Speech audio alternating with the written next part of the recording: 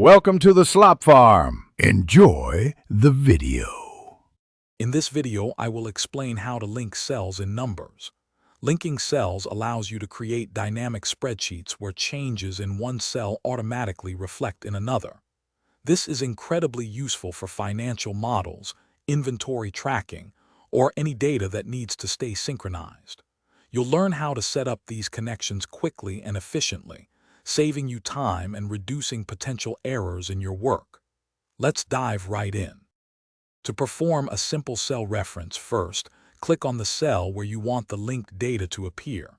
Next, type an equals sign which tells numbers you're entering a formula. Then, simply click on the source cell containing the data you wish to link. Finally, press the Enter key. The target cell will now display the value from your source cell, and it will update automatically. Linking cells across different sheets or tables is just as straightforward. When you type the equals sign and navigate to another sheet or table to select a cell, numbers automatically includes the sheet and table names in your formula. For example, it might look like Sheet 2, Table 1, B2.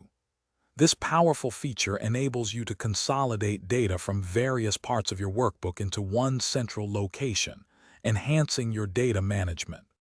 For more advanced linking, consider using named ranges. Assigning a descriptive name to a cell or range makes your formulas much easier to understand and manage, especially in large workbooks. You can also link cells to objects such as text boxes or shapes, creating interactive elements for dashboards.